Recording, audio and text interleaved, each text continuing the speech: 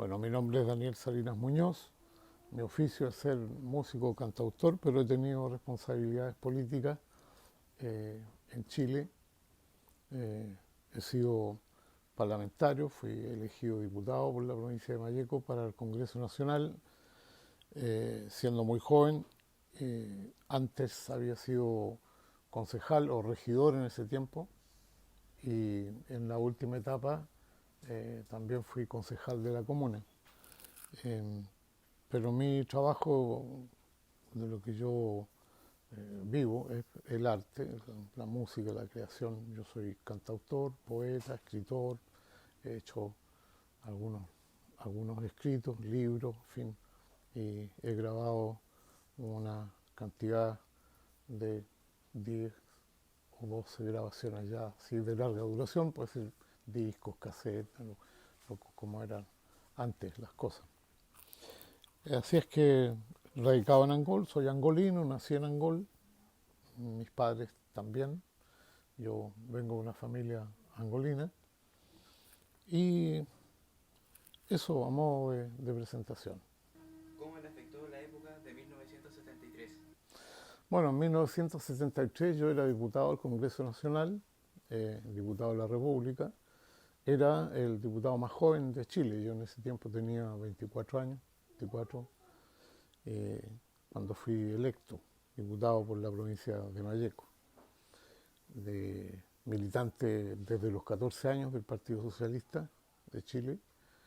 Y a mí el golpe de Estado me sorprendió estando aquí en Angol. Yo había viajado de Santiago para venirme a Angol ese fin de semana y me sorprendió acá.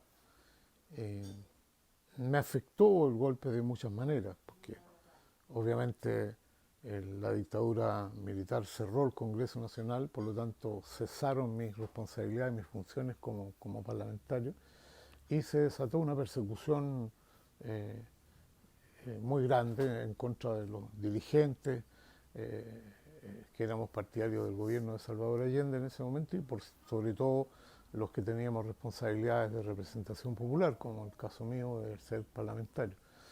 Así que tuve que eh, pasar a la clandestinidad y eso significó un cambio absoluto en mi vida, porque tuve que cambiar desde el nombre eh, hasta todo, la manera de sobrevivir, de vivir clandestino, porque se desató una persecución muy fuerte en contra nuestra.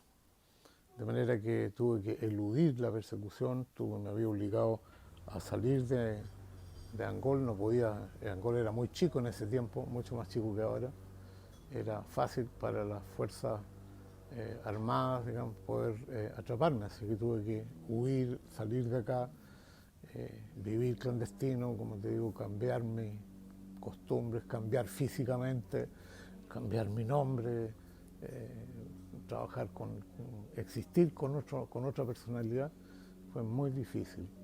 Y luego, bueno, yo tuve que emigrar de acá a Santiago, porque Santiago es una ciudad más grande, es más fácil vivir en la etapa de la clandestinidad. Y luego tuve que partir al exilio eh, porque el cerco de la persecución se estrechó cada vez más, estaba muy próximo a ser detenido y entonces busqué eh, la salida del exilio a través de la Embajada de Francia. Y en la Embajada de Francia me otorgó el asilo político, me recibieron, yo estuve ahí casi un año adentro de la Embajada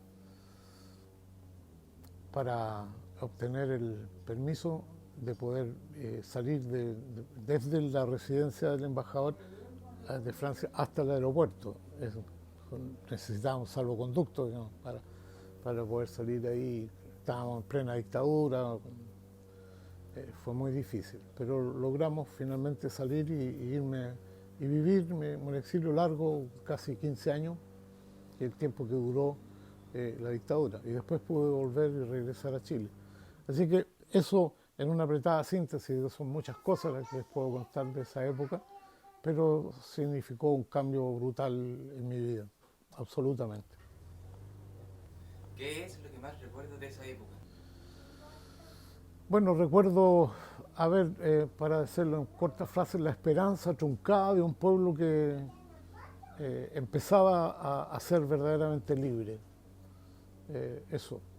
Un pueblo en general, digamos, gente que, por ejemplo, en esta zona, los campesinos, que habían pasado de la condición de peón, obrero, campesino, eh, siempre explotado por un patrón, pasar a ser propietario de su pedazo de terreno y poder construir un futuro con un acceso de sus hijos a la educación, con acceso a la vivienda, en fin, una serie de beneficios sociales.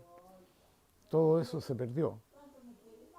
Todo eso eh, es una esperanza frustrada y un pueblo que sufrió demasiado, porque alcanzó de alguna manera a disfrutar de derechos que nunca había tenido. Eso recuerdo, porque eso fue brutal la represión, fue brutal lo que se perdió eh, y duró mucho después ese tiempo, el sacrificio. ¿Qué fue lo que le afectó o benefició en esa época? Bueno, a mí me afectó todo. Me quitaron mi país, mi patria, perdí mi casa, perdí mi familia, me alejé de mis amigos, mataron a muchos de mis hermanos, inclusive un hermano carnal y también hermano de la fe, que fue fusilado por los militares.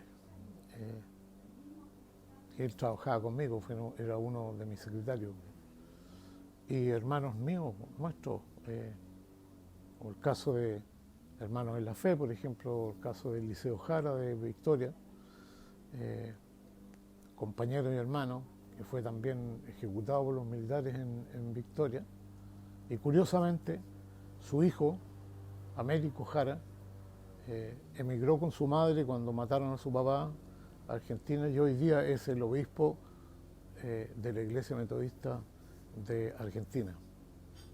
Él vivió toda su existencia allá y hoy día es el obispo de la Iglesia Metodista en Argentina. Y así muchos hermanos míos que fueron sacrificados en esa época. Lo que es importante para ustedes que son jóvenes, sobre todo, entender que todo aquello fue solo por el delito de no pensar como los que se hicieron del poder en ese tiempo. O sea, era pecado pensar distinto. Y era no solo pecado, era delito. Y por lo tanto, por eso éramos perseguidos. Eso. Participó del golpe de Estado que hubo en Chile en 1973. O sea, fui víctima del golpe de Estado. ¿Usted estaba en contra o a favor del golpe de Estado? No, absolutamente en contra, por cierto. Sí, yo fui víctima del golpe de Estado. ¿Qué opina usted de lo que le hicieron las Fuerzas Armadas? Yo creo que las Fuerzas Armadas rompieron una tradición y traicionaron su propio juramento, porque ellos juran respetar la Constitución y las leyes, y esa Constitución y esas leyes fueron atropelladas, se les olvidó, para ponerse al servicio de un sector del país, del sector de los más poderosos. Entonces entraron a servirle a esa gente y se olvidaron del resto. No cumplieron con su rol, el rol que tiene la Fuerza Armada, que no es precisamente el de asesinar gente, ni menos el de gobernar un país, pues no están para eso.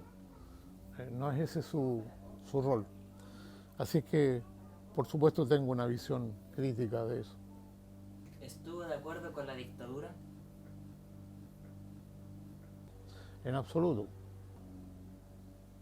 ¿Tenía alguna línea política en ese tiempo? Sí, militante del Partido Socialista. ¿Qué opinión tiene de los detenidos desaparecidos?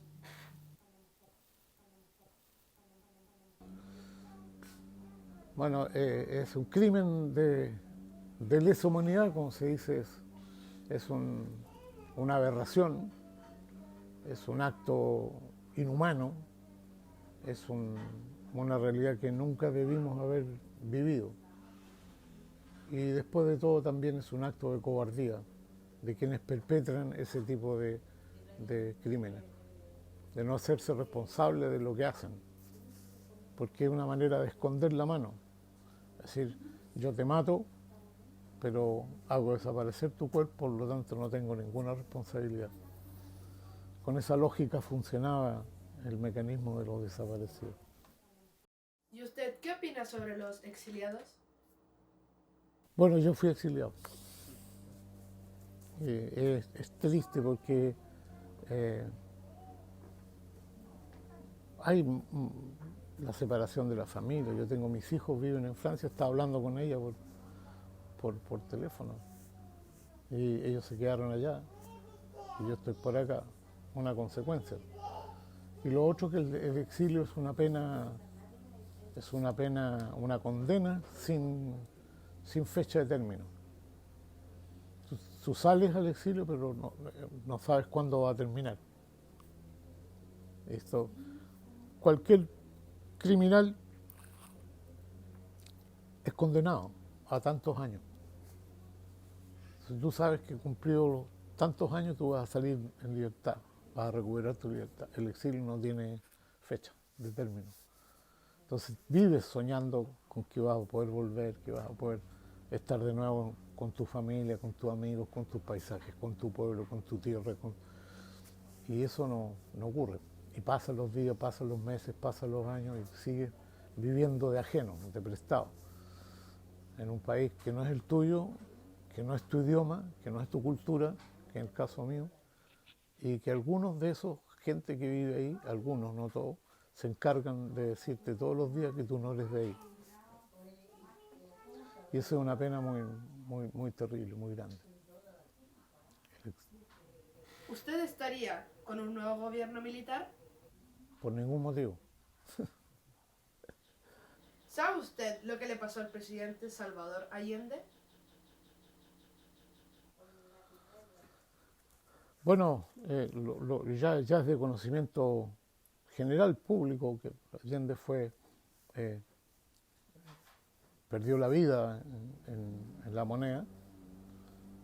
Él defendió su condición de presidente de la República, defendió la democracia chilena hasta el final, hasta ofrendar su vida, porque a él le ofrecieron un avión para que se salvara con su familia. Y él dijo, ustedes como no son militares de honor, no saben lo que es el honor. Yo no voy a renunciar. Y pronunció un discurso que todavía se conoce por ahí. Se abrirán las grandes alamedas, por donde pasa de nuevo el hombre libre que habrá de construir una sociedad mejor. Un ejemplo para el mundo. Salvador Allende es una figura mundial. Hoy día no hay prácticamente país en el mundo donde no se alcen monumentos, calles, edificios, instituciones, universidades, clínicas que lleven el nombre de Salvador Allende. No hay ninguna calle que se llame Augusto Pinochet en el mundo, pero hay miles de calles que se llaman Salvador Allende. Yo creo que eso dice algo que la gente debiera tener en consideración. ¿Usted cuántos años estuvo exiliado? 15. ¿Cómo fue el momento en que usted tuvo que volver al país? Bueno, yo estuve 13 años y medio en Francia y un año y medio en Argentina. El último año y medio de mi exilio lo viví en Argentina. En algún momento intenté regresar a Chile, romper con el exilio y junto con otros compañeros intentamos atravesar la cordillera y entrar a Chile abiertamente. Y la idea era que no importa que nos tomaran presos, detenidos, pero nosotros queríamos terminar con el tema del exilio. Y fuimos violentamente golpeados en la frontera por los militares, fuimos expulsados de nuevo así, hacia Argentina. Y ahí yo resolví venirme de Europa y quedarme en Francia, ahí a la Guaite, cuando se abra la puerta para meterme inmediato. Y de hecho así fue. Cuando se terminó el exilio, en el mes de septiembre del año 88, el día 3 de septiembre, una cosa así, el 4 nosotros con mi señora y un hijo que estaba con nosotros, nos vinimos al día siguiente. Después que se decretó el término del exilio, al día siguiente nosotros volvimos a Chile. Por la cordillera incluso pasamos, llegamos aquí de nuevo a instalarnos en Golpe. Fue muy, muy emotivo, por cierto, volver a respirar el aire nuestro. Había un grupo de amigos y compañeros que nos estaban esperando con un lavatorio de digüeña,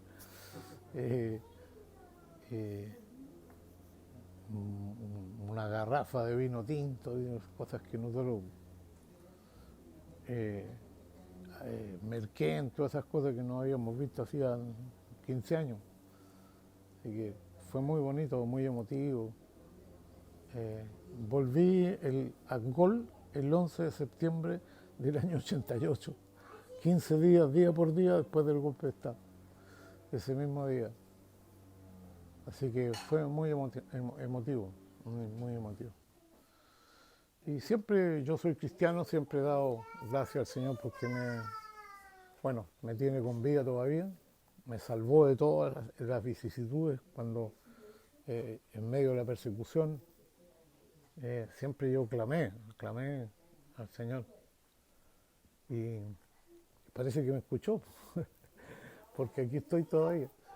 He sido muy agradecido al Señor porque ellos me ha permitido estar acá, volver, ser reintegrado a la sociedad, poder participar activamente, también de mi iglesia ahora, en fin, he tenido responsabilidades públicas. No puedo quejarme, digamos, a pesar de todo lo difícil que ha sido,